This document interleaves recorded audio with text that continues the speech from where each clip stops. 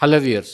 బీహార్లో ఓ యువ సామాజిక కార్యకర్త పోలీసుల ఎన్కౌంటర్లో మృతి చెందిన ఘటన దేశవ్యాప్తంగా తీవ్ర సంచలనంగా మారింది. భోజ్పూర్ జిల్లాకు చెందిన 28 ఏళ్ల భారత్ భూషణ్ తివారీ మరణం రాష్ట్ర రాజకీయాలను కుదిపివేయటమే కాకుండా పోలీసు ఎన్కౌంటర్లపైన మరోసారి దేశవ్యాప్తంగా పెద్ద ఎత్తున చర్చకు దారితీసింది. సోషల్ మీడియా వేదికగా ప్రభుత్వ విధానాలపై తరచూ విమర్శలు చేయడంతో పాటు పేదలు, వరద బాధితులు, నిరుపేద రైతుల సమస్యలపై నిరంతరం గళమెత్తిన తివారీని పోలీసులు పథకం ప్రకారమే కాల్చి చంపారంటూ కుటుంబ సభ్యులు, గ్రామస్తులు తీవ్ర ఆరోపణలు చేస్తున్నారు. ఈ ఘటనపై ప్రతిపక్ష పార్టీలతో పాటు బీహార్లో అధికార బీజేపీకి చెందిన పలువురు అగ్రనేతలు కూడా విమర్శలు చేశారు. దీంతో ప్రభుత్వం కీలక నిర్ణయం తీసుకోవాల్సి వచ్చింది. విశ్రాంత హైకోర్టు న్యాయమూర్తి పర్యవేక్షణలో స్వతంత్ర జ్యుడిషియల్ విచారణకు ప్రభుత్వం ఆదేశించింది. అయితే ఈ ఘటన నేపథ్యం ఏంటి?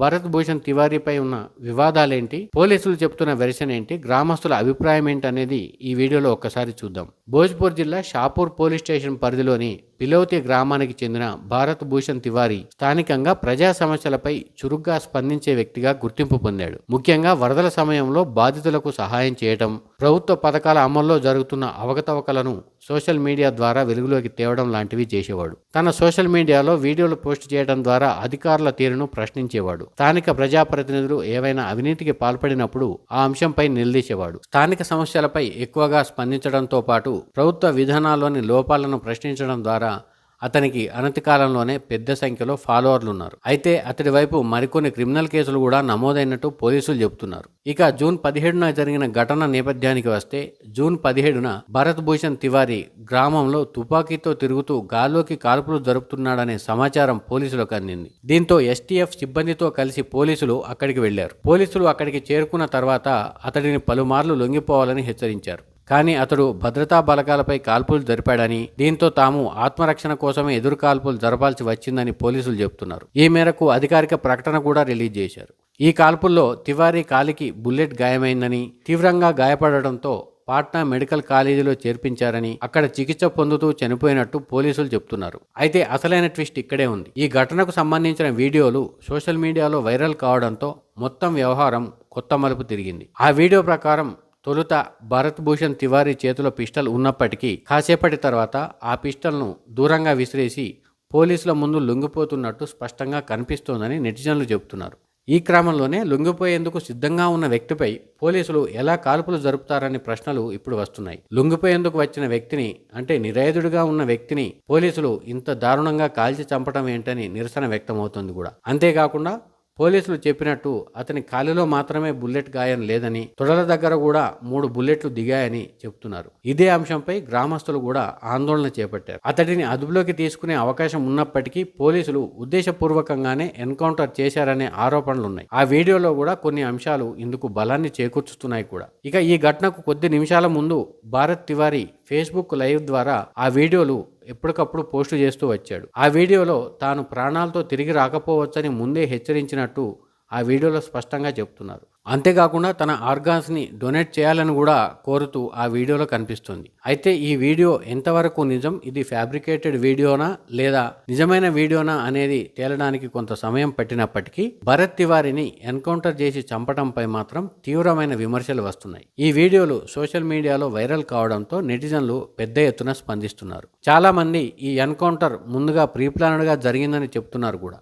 ఇక భారత్ భూషణ్ తివారీ చనిపోయిన కాసేపటికి ఆ వీడియోలు కూడా వైరల్ అయ్యాయి. అదే సమయంలో రాష్ట్ర ప్రభుత్వ వైఖరిపై, ముఖ్యంగా పోలీసుల వైఖరిపై తీవ్ర విమర్శలు వచ్చాయి. ప్రతిపక్షాలు, యాక్టివిస్టులు, సామాజిక సంస్థలు మాత్రమే కాకుండా అధికార పార్టీ నుంచి కూడా విమర్శలు వచ్చాయి. కొంతమంది మంత్రులు పోలీసుల వైఖరిపై బహిరంగంగానే విమర్శలు చేశారు. దీంతో రాష్ట్ర ప్రభుత్వం అలర్ట్ అయింది. తొలుత పోలీసు ఉన్నతాధికారులతో విచారణ ప్రారంభించారు. అయితే ఈ విచారణపై నమ్మకం లేదంటూ కొంతమంది సుప్రీంకోర్టును ఆశ్రయించారు. ఈ పరిణామాల నేపథ్యంలో అప్పటికే ప్రభుత్వం 3 పోలీస్ ఆఫీసర్లను సస్పెండ్ చేసింది. ఈ ఘటన జరిగినట్టుగా చెబుతున్న సమయంలో రిలీజ్ అయిన అన్ని వీడియోలను, సీసీటీవీ ఫుటేజ్లను, కాల్ డేటాను, పోలీసుల ఆయుధాల ఫోరెన్సిక్ రిపోర్ట్లను కూడా ఈ సిట్ పరిశీలిస్తుందని ప్రభుత్వం ప్రకటించింది. మరోవైపు ఈ ఘటనపై ప్రభుత్వ స్పందన సరిగ్గా లేదనే ఉద్దేశంతో గ్రామస్తులు తీవ్ర స్థాయిలో నిరసన తెలిపారు. ఈ నిరసనలకు ప్రతిపక్ష పార్టీలు కూడా తోడు కావడంతో బీహార్ అధికార కూటమిలోనూ తీవ్ర ప్రకంపనలు మొదలయ్యాయి. ఈ ఘటనపై బీహార్ డిప్యూటీ సీఎం విజయ్ కుమార్ సింహా మాట్లాడుతూ,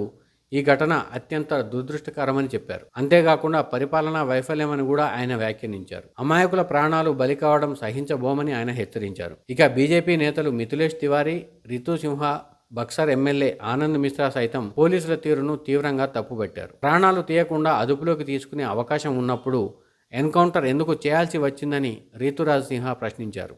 అంతేకాకుండా రక్షకులే భక్షకులుగా మారకూడదంటూ ఘాటు వ్యాఖ్యలు చేశారు. ఇక భారత్ తివారీ మృతితో ఆగ్రహించిన బలౌతి గ్రామస్తులు, కుటుంబ సభ్యులు, బంధువులు భారత్ తివారీ మృతదేహాన్ని రోడ్డుపై ఉంచి ఆరా బక్సర్ 4 లేన్ జాతీయ రహదారిని దిగ్బంధించారు. కేవలం ఈ ప్రాంతంలోనే కాకుండా చుట్టుపక్కల ప్రాంతాల్లోనూ నిరసనలు వ్యక్తమయ్యాయి. బాధ్యులైన పోలీసు అధికారులపై హత్య కేసు నమోదు చేయాలని, ఈ కేసును సిబిఐకి అప్పగించాలని డిమాండ్ చేశారు. ఈ నిరసనల కారణంగా ఆ ప్రాంతంలో ఉద్రిక్త పరిస్థితులు నెలకొనడంతో భారీగా పోలీసు బందోబస్తును మోహరించాల్సి వచ్చింది. ఇక అదే సమయంలో భరత్ తివారీ అంత్యక్రియలు పేరుతో కొన్ని ఫేక్ వీడియోలు సర్కులేట్ అవ్వడం, పరిస్థితులను ఉద్రిక్తంగా మార్చే కుట్రలు జరగడం, వివిధ వర్గాల మధ్య గొడవలు సృష్టించే ప్రయత్నం చేయడంతో రాష్ట్ర ప్రభుత్వం అప్రమత్తమైంది. ఇక ఈ అంశంపై సుప్రీంకోర్టులో పిటిషన్ దాఖలైంది. ఈ ఎన్కౌంటర్పై సిబిఐ విచారణ జరిపించాలని సుప్రీంకోర్టు రిటైర్డ్ జడ్జితో నిపుణుల కమిటీని ఏర్పాటు చేయాలని కోరుతూ ఆ పిటిషన్ దాఖలు చేశారు. దీంతో ఈ కేసు దేశవ్యాప్తంగా మరింత చర్చనీయాంశంగా మారింది.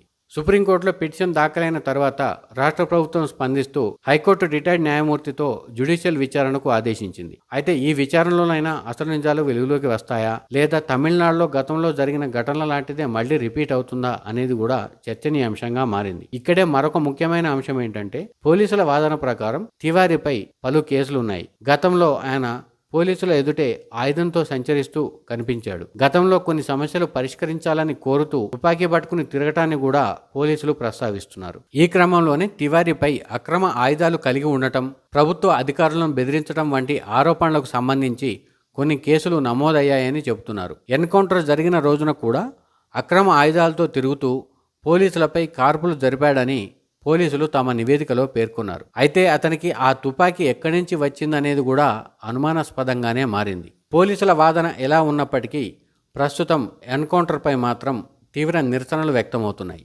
భారత్ తివారీని అదుపులోకి తీసుకునే అవకాశం ఉన్నప్పటికీ, అతను లొంగిపోవటానికి సిద్ధమైనప్పటికీ కాల్చి చంపటం ఏంటనే అంశమే దుమారానికి కారణమైంది. వాస్తవానికి బీహార్లో గతంలో జరిగిన కొన్ని ఘటనలు దేశవ్యాప్తంగా చర్చకు కారణమయ్యాయి. అందులో ప్రధానంగా దోపిడీ, దొంగతనాలకు సంబంధించిన కేసులు ఎక్కువగా ఉండేవి. కానీ ఇప్పుడు ప్రభుత్వం మారినా, బీజేపీ సారథ్యంలోని ప్రభుత్వం అధికారంలో ఉన్న బీహార్లో ఇలాంటి ఘటనలు జరగటం పలు సందేహాలకు కారణమవుతోంది. ఈ అంశం కేవలం బీహార్కి మాత్రమే కాదు, దేశవ్యాప్తంగా కూడా ప్రధాన వార్తగా మారింది. అంతేకాకుండా రానున్న కాలంలో బీజేపీపై విమర్శలు చేసేందుకు ప్రతిపక్ష పార్టీలకు మరో బలమైన అస్త్రం దొరికింది. మరి ఈ ఇష్యూని బీజేపీ ఎలా సమర్థించుకుంటుంది? ఆ ఎన్కౌంటర్ కేసులో నిజాలు బయటకు వస్తాయా లేదా అనేది చూడాలి.